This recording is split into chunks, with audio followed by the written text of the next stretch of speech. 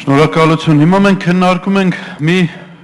օրենքի նախագիծ, որը թվում է թե այսպես ներքին նշանակություն ունի, ազգային ժողովի գործն է, падգամավորների գործն է կամ առնվազն միջգերատեսչական պետական կառույցների մարմինների խնդիրն է, բայց իրականում չէ, սա համապետական նշանակություն ունեցող բան է, սա հանրային ուշադրության լրջագույն առարկա պիտի հանդիսանա, որովհետև տեսեք, հանրային կյանքի կազմակերպման յուրաքանչյուր դրվագ ծնվում է այստեղից եւ դրա հետևանքներն ու ազդեցությունները ուղղակիորեն կապված են այն ֆիզիկական անձանցից, որոնք որ նստած աշխատասենյակներում, հետո հանձնաժողովների դահլիճներում, հետո լիագումար նիստում արտահայտում են իրենց դիրքորոշումը, բերում են ինչ-որ տարբերակներ ըստ իրենց մտահաղացման, հետո սեղմելով կոճակը արտահայտում են այդ դիրքորոշումը ըստ քաղաքական ուժերի դասավորվածության, վավերացնում են այս կամ այն տարբերակը եւ հետո Հայաստանի Հանրապետության քաղաքացիները, միլիոնավոր մարդիկ ապրում են այդ իսկ գրված կանոններով, ենթարկվում են պատասխանատվության, ստանում են արտոնություններ, ունենում են իրավունքներ, ունենում են պարտականություններ եւ այլն եւ այլն, սա լրջագույն խնդիր է եւ Հիմա եթե ես խոսեմ մի փոքր վերացականորեն, թվացյալ վերացականորեն, ասենք երկրի վիճակից խոսեմ, ժողովրդի ընկալումից ազգային ժողովի նկատմամբ, падգամավորների նկատմամբ, նոր տարբերակով ԱԺ օրենքի նոր նախագծի ընդունումից հետո դուք ինձ կարող է հանդիմանեք կամ ձայնի իրավունքից զրկեք, որովհետև ես նախագծին վերաբերող բան չեմ ասում, բայց չէ որ մյուս կողմից, միգուցե այս նախագիծը այս տարբերակով չքննարկվեր, եթե մեր падգամավորները падգամավորներ լինեին, իհարկե խոսքը չգնում բոլորի մասին, եթե ազգային ժողովի նկատմամբ ժողովրդի հանրության ընկալումը լիներ համապատասխան լուրջ ծանրակշիռ գործ ունակ ու որակյալ խորհրդարանի։ Ես ինչու եմ կողմ, որպեսզի շատ դրույթներ ուղղակի իմպերատիվ պահանջներ պարունակեն եւ սահմանափակեն падգամավորին իր պարտականությունների կատարման իմաստով ավելի շատ դրթեն եւ իր իրավունքների մեջ մի փոքր ազատությունը սահմանափակեն տրամաբանության շրջանակներում եւ որովհետեւ դուրս եկեք փողոց մարդկանց հարցրեք 131 падգամավորից քանիսին կուզեիք տեսնել որպես падգամավոր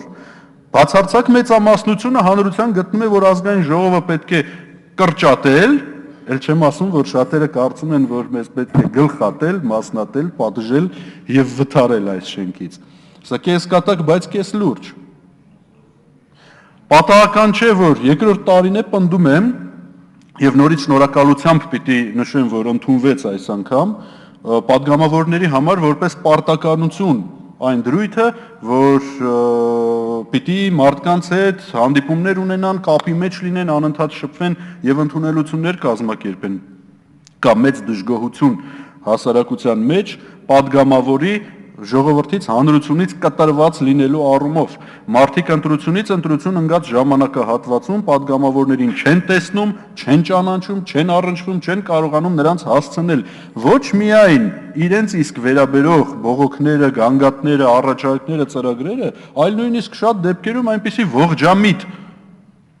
առաջարկություններ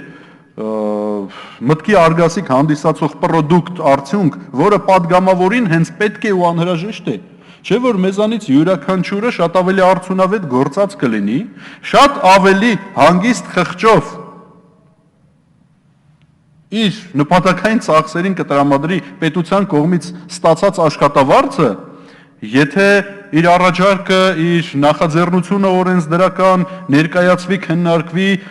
կյանք ստանա եւ արդյունք բերի երկրին ու պետությանը։ Հիմա ես գիտեմ մի շարք կազմակերպություններ, ոչ թե անձինք կազմակերպություններ, որոնք նստած մշակում են օրենքների նախագծեր, բերում են պատրաստի փաթեթներով տալիս են падգամավորներին եւ չեն կարողանում տարական կոնտակտի մեջ մտնել, ընդ որում սա շատ ժամանակ վերաբերում է իշխանական իհարկե թեւը ներկայացնող падգամավորներին ու առանձին գործարար падգամավորներին չեն կարողանում կոնտակտի մեջ մտնել, որպեսզի մի հատ քննարկեն, միգուցե լավ բան է եւ շատ դեպքերում լավ բաներ լինում են։ Մի քանի падգամավոր կա ազգային ժողովում, լավ, վերցնեք 1-2 տասնյակ առավելագույնը, որոնք որ աշխատում են, իրենց գործառույթներն իրականացնում են, այսպես ասած, պաշտոնի անձնագրից բխելով յուրաքանչյուր պահանջ կամ գրեթե յուրաքանչյուր պահանջ պահպանելով եւ աշխատանքներն իրականացնելով հավուր պատշաճի։ Բայց եկեք մի տեսեք, ողջամիտ քաղաքական միտք կամ իրավական ակտի համար անհրաժեշտ միտք գեներացնելու, այն հավուր պատշաճի մատուցելու, տառաչանաչորեն թղթին տալու, վերահսկողական գործառույթ այնուհետև դրա եւ այլ ակտերի նկատմամբ իրականացնելու, դիվանագիտություն իրագործելու եւ ընդհանուր իրականության մեջ ադեկվատություն դրսեւորելու ունակ падգամավորների թիվը որքան է քիչ է, ուստի ԱԺ կանոնակարգ օրենքը պիտի հնարավորինս լինի պահանջկոտ, իմպերատիվ եւ հավակնոտ падգամավորին ավելի արդյունավետ աշխատելու առումով, աշխատացնելու առումով։ Դա վերաբերում է նաև հանձնաժողովներին, ես հանձնաժողովների լիազորությունների մեծացմանը, այսպես ասած, ինչ որ չափով փոխաբերական, ինչ որ չափով բուն իմաստով, հենց այդ կոնտեքստում եմ կողմ։ Ազգային ժողովում նոր մարմինների, նոր կառույցների, այսպես ասած, նոր ֆորմատների առաջացմանը կողմ եմ հենց այդ իմաստով, եւ այս փոփոխությունների շրջանակներում հույսով եմ, որ մի շարք հնչած առաջարկներ եւս կընդունվեն, ոչ միայն իմ, այլև բազմաթիվ այլ մյուս գործընկերների կողմից հնչած առաջարկների առումով։ Պատգամավորը պիտի այստեղ իրեն կարողանալ հնարավորինս լիարժեք ռեալիզացնել, այո, ճիշտ նշվեց նաև եւ քննարկումներին մասնակցելու իմաստով եւ նույնիսկ երբեմն այո թեմայից շեղվելու իմաստով, ինչու ոչ։ Կարծում եմ այդտեղ թույլատրելիության որոշակի տրամաբանական աստիճան կա, որովհետեւ սա այն ամբիոնն է, որտեղ եւ սա այն դահլիճն է, որտեղ հնչեցվում են երկրին հուզող խնդիրներ։ Իհարկե, նորից պիտի կրկնեմ, եթե падգամավորների որակը